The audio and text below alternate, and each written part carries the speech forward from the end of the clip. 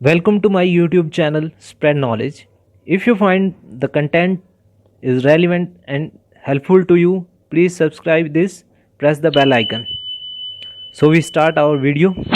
इस वीडियो में हम पढ़ने जा रहे हैं एचपीयू बीएड एंट्रेंस टेस्ट के बारे में। पहले हम इसका पैटर्न डिस्कस कर चुके हैं लास्ट वीडियो में। इस वीडियो में हम टीचिंग एप्टीट्यूड के बारे में पढ़ेंगे। तो टीचिंग एप्टीट्यूड होता क्या है, किस तरह से जो है किस तरह के मेथड होते हैं टीचिंग एप्टीट्यूड में, फैक्टर्स, उसके करैक्टरिस्टिक्स, टीचिंग के फैक्टर्स जो उसको अफेक्ट करते हैं, और मेथड्स ऑफ टीचिंग में टीचिंग सेंटर्ड जो स्ट्रेटजी होती है वो किस तरह से होती है, टीचर सेंटर्ड मेथड जो होते हैं वो कौन से होते हैं, स्टूडेंट सेंटर्ड मेथड कौन से होते हैं, और मिक्स मेथड जिनमें दोनों को पार्टिसिपेट करना पड़ता है, दोनों कंट्रीब्यूट करते हैं अपना अपना रोल, दोनों का रोल उसमें होता है, वो पढ़ेंगे। और उसके बाद जो है ये सब बेसिक इंफॉर्मेशन जाने के बाद हम जो है फर्स्ट 10 क्वेश्चन इस वीडियो में हम डिस्कस करेंगे।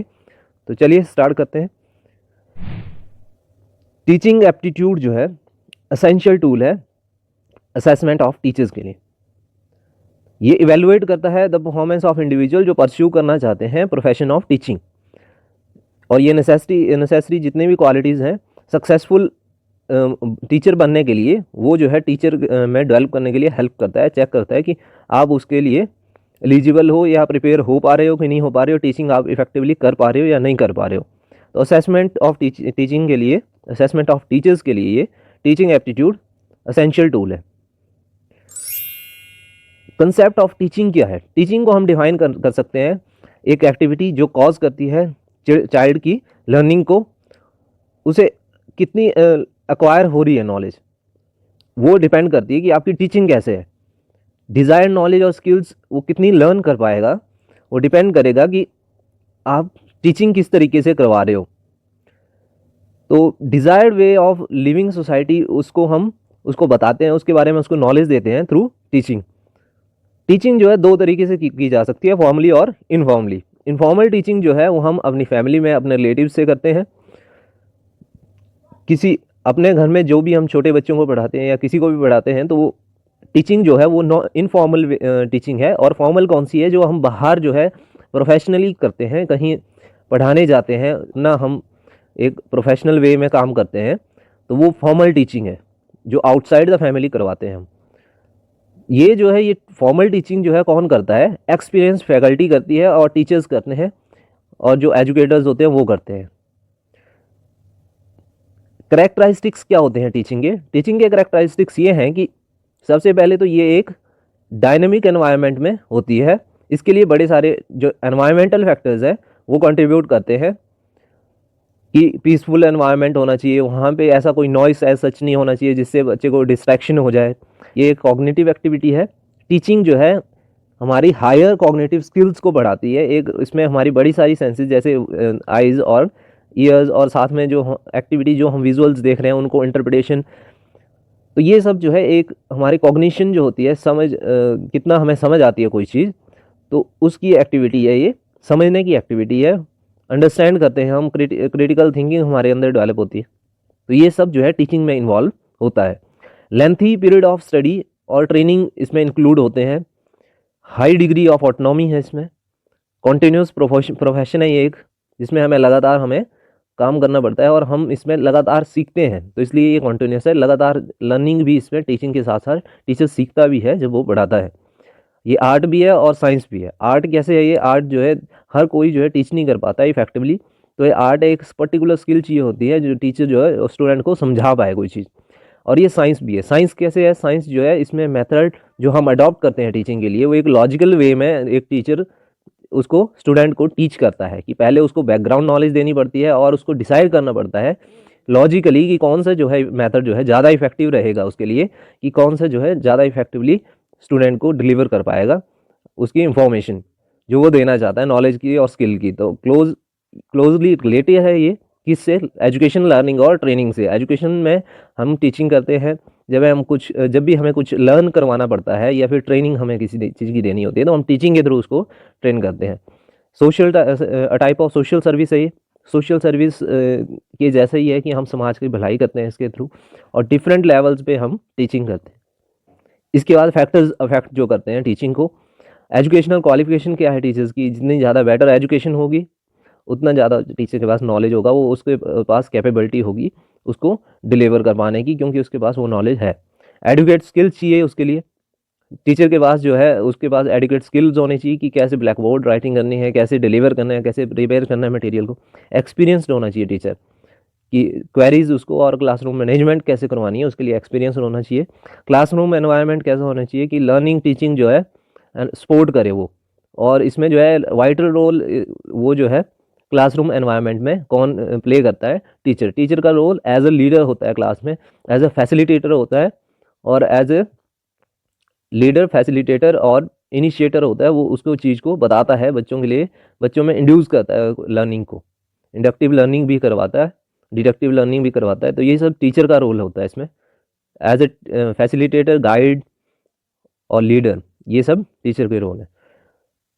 मेथड्स ऑफ टीचिंग जिनके थ्रू हम टीचिंग करवा सकते हैं, जो टीचर सेंटर्ड मेथड या फिर टीचर सेंटर्ड स्ट्रेटजी जो है वो क्या होती है। लेक्चर मेथड इसमें आता है, टीम टीचिंग आती है, टीवी और वीडियो प्रेजेंटेशन आती है। लेक्चर मेथड में क्या होता है कि टीचर जो है एक लेक्चर प्रिपेयर करता है, एक प्लान्ड इंफॉर्मेशन जो है उसको प्लान्ड वे में जो है तैयार करता है, स्टूडेंट जो है उसके नोट्स लेता है और उसको लिसन करता है, सुनता है ध्यान से, नोट्स बनाता है अपने। ये डिपेंड करता है कि टीचर कितना फ्लुएंट है उसमें पढ़ाने में और कितना अच्छा उसका टोन है, स्टाइल है। तो टीम टीचिंग दूसरा ये मेथड है।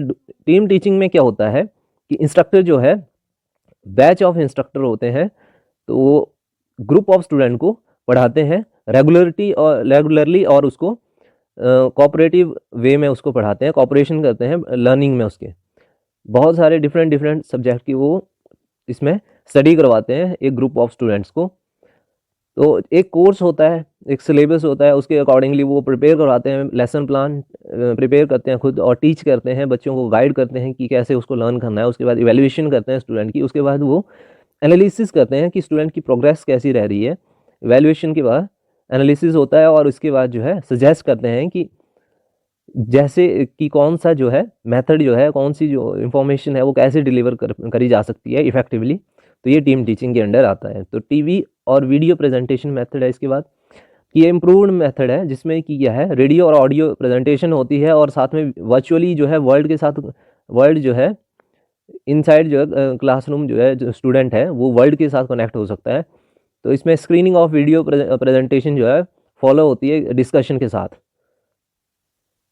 नेक्स्ट है मिक्स स्ट्रेटजीज या फिर मिक्स मेथड, जिसमें दोनों ही टीचर सेंटर्ड भी होगा और स्टूडेंट सेंटर्ड भी होगा। तो इसमें ग्रुप डिस्कशन है। ग्रुप डिस्कशन में क्या होता है, ओपन एंडेड होता है एक, तो ये कोलैबोरेटिव टीचिंग होती है, कोलैबोरेटिव एक्सचेंज ऑफ आइडियाज़ होता है।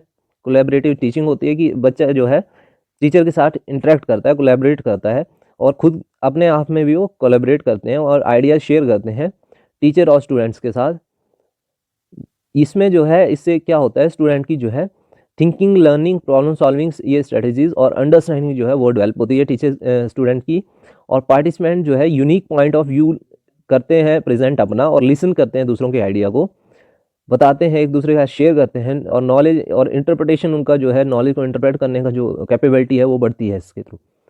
ब्रेनस्टॉर्मिंग क्या होता है कि ये एक ग्रुप एक्टिविटी है जिसमें एफर्ट लगाता है स्टूडेंट रेलिवेंट कंक्लूजन या सोल्यूशन निकालने के लिए। एक उसको प्रॉब्लम जो उसको दी गई होती है, बड़े सारे आइडियाज़ को लिस्ट किया जाता है, उसके बाद उसको डिस्कस किया जाता है, सजेशन दिए जाते हैं और स्पॉन्टेनियसली जो है उसको डिस्कस करके उसका सोल्यूशन फाइंड आउट किया जाता है। तो प्रोजेक्ट मेथड है। प्रोजेक्ट मेथड में क्या होता है कि एडवांस मेथड है एक, तो ये इसमें जो है एक प्रॉब्लम असाइन कर दी जाती है या कोई इंपॉर्टेंट टॉपिक उसको असाइन किया जाता है, जिसके ऊपर जो है स्टूडेंट जो है according to the design of curriculum और कंटेंट ऑफ स्टडी उसको एक प्रॉब्लम दी जाती है और उसके साथ वो उसको अपने आप जो है उसके बारे में जानने की कोशिश करता है, प्रोजेक्ट करता है उसके ऊपर, वो उसको प्रॉब्लम को इवेलुएट करता है, उसकी हाइपोथेसिस बनाता है, मतलब उसको कैसे करना है उसका प्लान करता है, और प्लानिंग करने के बाद उसको प्लान को एग्जीक्यूट करता है। और इस मेथड को ये बेस्ड है, ये मेथड प्रोजेक्ट मेथड की इस फिलॉसफी के ऊपर बेस्ड है, प्रैग्मेटिज्म के ऊपर बेस्ड है। और इसमें जो है लर्निंग कैसे होती है, लर्निंग बाय डूइंग होती है, कि करके बच्चा सीखता है, उस प्रोजेक्ट को वो करता है। अदर मेथड्स क्या है, रोल प्लेइंग मेथड है, सिमुलेशन है, डेमोस्ट्रेशन मेथड है, ट्यूटोरियल मेथड है। रोल प्लेइंग में रोल प्ले करवाया जाता है बच्चे से, उसके थ्रू सीखता है। और ये जो मेथड है रोल प्ले मेथड, इसमें जो है बच्चा करके सीखता है। इसमें भी सिमुलेशन में जो है उसको सिमुलेशन कराई जाती है, बड़ी सारी चीज़ों की उसको सिमुलेशन करवाई जाती हैं और डेमोस्ट्रेशन मेथड में उसको डेमो दी जाती है हर चीज़ की कि कैसे उसको किसी प्रैक्टिकल को या कुछ इवेंट है उसको कैसे करना है। ट्यूटोरियल ये जो है जैसे प्रैक्टिकली जो भी नॉलेज स्किल हमें सिखानी होती है उसमें हेल्पफुल है डेमोस्ट्रेशन मेथड। ट्यूटोरियल में जो है उसको ट्यूटरिंग की जाती है, उसके जो डाउट्स हैं उसको क्लियर किया जाता है अलग से क्लासेस लेके। स्टूडेंट सेंटर्ड स्ट्रेटजीज क्या है कि असाइनमेंट उनको प्रोवाइड करना, ह्यूरिस्टिक मेथड यानी कि डिस्कवरी लर्निंग उनको करवाना, केस स्टडी उनको देना, केस स्टडी के थ्रू उनको समझाना कोई स्पेशल टॉपिक्स या कंसेप्ट। प्रोग्राम्ड इंस्ट्रक्शन में उनको एक प्लान्ड सेट ऑफ इंस्ट्रक्शन देते हैं जिसमें जो है सिक्वेंशियली हम उसको कंट्रोल स्टेप्स बताते हैं कि क्या करना है। कंप्यूटर असिस्टेड लर्निंग में उसको इंस्ट्रक्शन प्रोवाइड करते हैं और मॉनिटर करते हैं उसकी लर्निंग को। तो असाइनमेंट में हमने क्या पढ़ा, असाइनमेंट में जो है हम उसको इंडिविजुअली भी दे सकते हैं या फिर ग्रुप में भी दे सकते हैं और इसमें जो है एकेडमिक कॉम्पिटेंसीज एक्वायर करने के लिए असिस्ट करता है टीचर। असाइनमेंट में इस तरीके से बनाई जाती हैं कि उसको हेल्पफुल हो एकेडमिक कॉम्पिटेंसी एकेडमिक इंप्रूवमेंट में। तो इसमें नो कॉन्टैक्ट आवर ऑफर नहीं किए जाते हैं, असाइनमेंट दी जाती है और उसमें हिंट्स भी प्रोवाइड किए जाते हैं कि कैसे इस असाइनमेंट को सॉल्व करना है ताकि स्टूडेंट अपने लेवल पे उसको कंप्लीट कर पाए। तो इसमें कोई एक फिक्स डेडलाइन नहीं दी जाती है। तो आजकल कई टीचर जो है इसमें डेडलाइन भी दे देते हैं, पर इसमें जो इसमें कंसेप्ट है, कंसेप्ट के हिसाब से इसमें अपनी पेस पे बच्चा करता है और जो है इसमें कोई टाइम फ्रेम नहीं दिया जाता है स्टूडेंट को। तो ह्यूरिस्टिक मेथड जो है वो डॉक्टर H.E. आर्मस्ट्रॉन्ग ने निकाला है और इसमें जो है स्ट्रॉन्ग अप्रोच है ये प्रॉब्लम सॉल्विंग के लिए और इसमें लर्निंग जो है डिस्कवरी के थ्रू होती है। ये एक प्रैक्टिकल मेथड है और इसमें थोड़ा सा जो है टाइम लगता है। बच्चा जो है इमीडिएटली सीख जाता है, जब भी वो डिस्कवर करता है उसी चीज़ को वो तभी सीखना शुरू कर देता है। तो ये ह्यूरिस्टिक मेथड था, ये डॉक्टर H.E. आर्मस्ट्रॉन्ग ने इसको डिस्कवर किया। अब इसके बाद केस स्टडी में जो है, केस स्टडी में हमारी कोई केस की हम स्टडी करते हैं, जो भी हमारे ये जो है जो कंसेप्ट है उससे रिलेटेड है, टॉपिक से रिलेटेड है, उसके बारे में हम क्रिटिकली उसके बारे में सोचते हैं, क्रिटिकल थिंकिंग करते हैं, उसके बारे में कम्युनिकेशन करते हैं, इंटरपर्सनल स्किल्स हमारे डेवलप होते हैं, एक दूसरे के साथ हम कोरिलेट करते हैं, डिस्कस करते हैं आइडिया के, उनके समझते हैं दूसरे के आइडियाज़ को। तो बहुत सारे डिफरेंट केस स्टडी जो है स्टूडेंट को हेल्प करते हैं रिसर्च में। और रिसर्च में जो है बच्चा इवेलुएट, जो रिसर्च स्कॉलर्स होता है वो रिसर्च स्कॉलर इवेलुएट करता है multiple type of sources of data को, उस इंफॉर्मेशन को। तो इससे जो है उसकी जो इंफॉर्मेशन लिटरेसी है वो भी फोस्टर होती है। प्रोग्राम इंस्ट्रक्शन जो है ये मेथड हमें मतलब किसने शुरू किया है, ये डिस्कवर किसने किया है, सिडनी एल प्रेसी ने इसको शुरू किया है। और graded sequence of control steps है कि हम एक सीक्वेंस में, हमें वो सिर्फ इंस्ट्रक्टर है वो हमें स्टेप्स बता देगा, उसके बाद बच्चा जो है खुद करेगा और उसको स्टेप्स को फॉलो करने के बाद उसकी लर्निंग होगी। कंप्यूटर असिस्टेड मटेरियल में हमें पता ही है कि मटेरियल होता है उसको मॉनिटर करता है, वो लर्निंग को कैसे लर्निंग होगी उसके थ्रू लर्निंग होती है, चाहे वो एक विजुअल ऐड के थ्रू हो, चाहे कुछ भी हो, चाहे ऑडियो दे, चाहे हम कंप्यूटर में सिमुलेशन या एनिमेशन देखें, तो ये सब कंप्यूटर असिस्टेड लर्निंग है। टीचिंग एड्स कौन कौन सी होती हैं? टीचिंग एड वो एड्स हैं जो कि फैसिलिटेटर या फिर टीचर को हेल्प करती हैं कि टीचिंग इफेक्टिव हो उसकी क्लासरूम में। तो different types of teaching aids कौन सी है? ऑडियो विजुअल और audio visual aids, audio aids, visual aids, audio visual aids. Audio aids वो होती हैं जो कि जिससे हम सुन के सीखते हैं, जैसे radio, tape recorders, language laboratories, ये सब। और विजुअल एड्स कौन कौन सी होती हैं? जिसमें हम सिर्फ जो है विजुअल का यूज़ करते हैं, देख के सीखते हैं उनको। चॉक बोर्ड्स होते हैं, जैसे कि सॉफ्ट बोर्ड होते हैं, मैप्स स्टडी करके हम सीखते हैं, मैप्स को जानते हैं, pictures, flash cards, map, flash cards, ये सब। तो ऑडियो विजुअल में कौन सा है?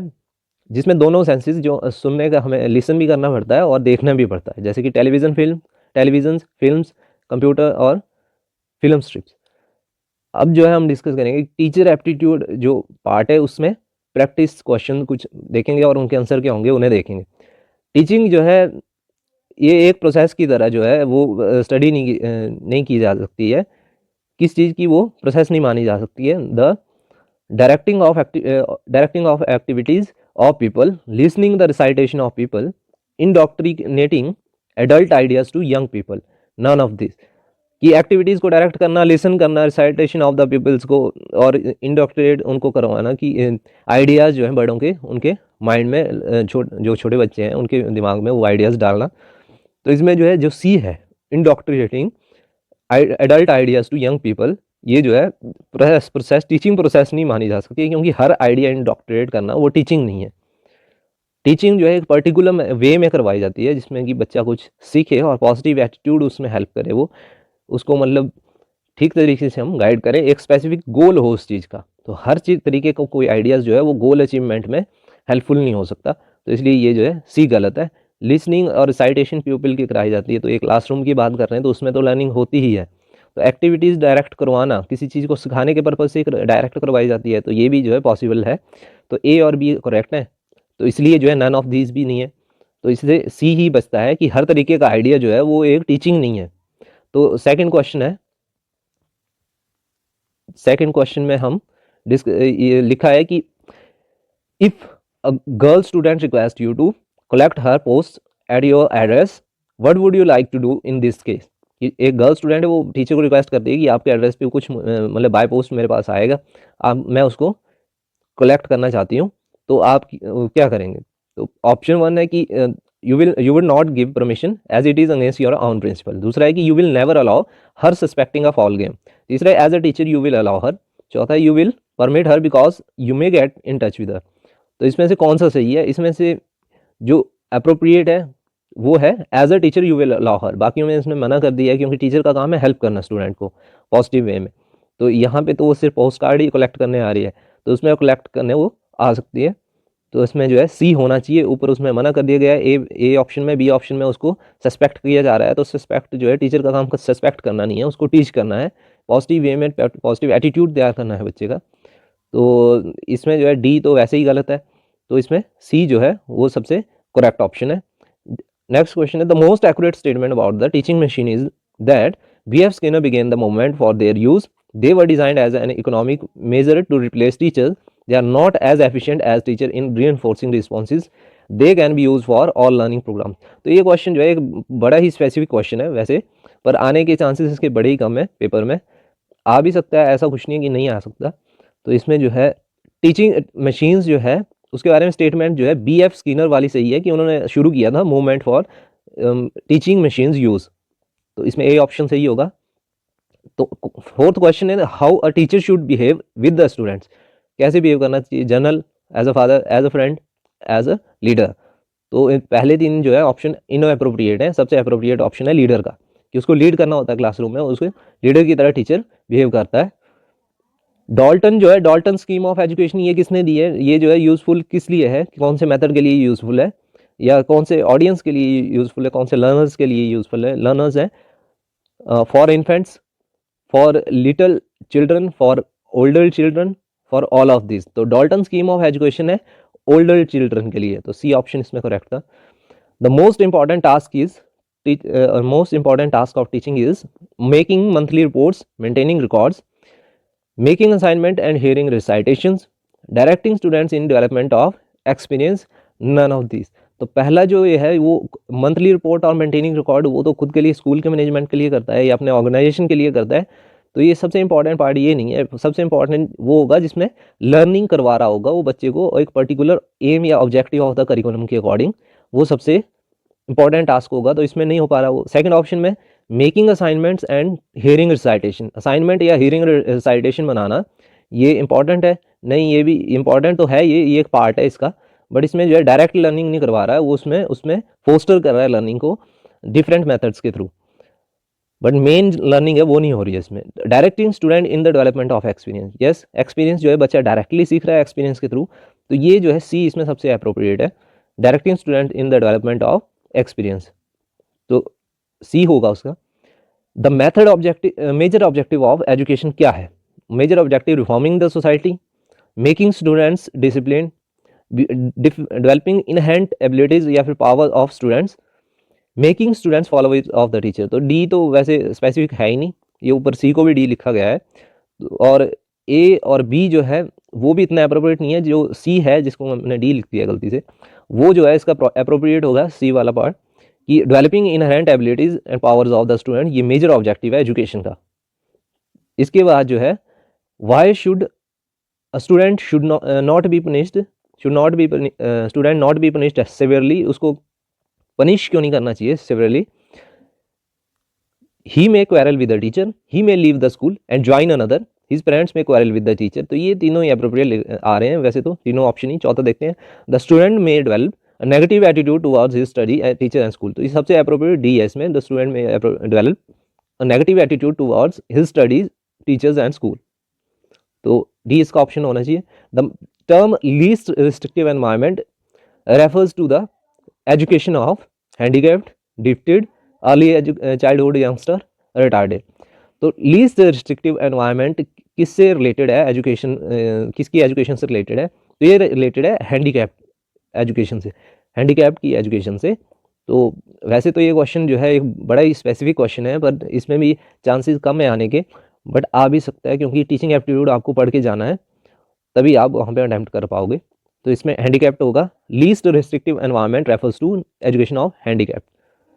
तो 10th क्वेश्चन है अकॉर्डिंग टू डेवी, यहाँ डेवी होना था, एजुकेशन क्या है, अकॉर्डिंग टू डेवी जो है एजुकेशन सोशल नीड है, पर्सनल नीड है, साइकोलॉजिकल नीड है या थ्योरेटिकल नीड है, तो इसमें जो है सोशल नीड है, एक एजुकेशन क्या है, सोशल नीड है, ये इसका करेक्ट आंसर होगा।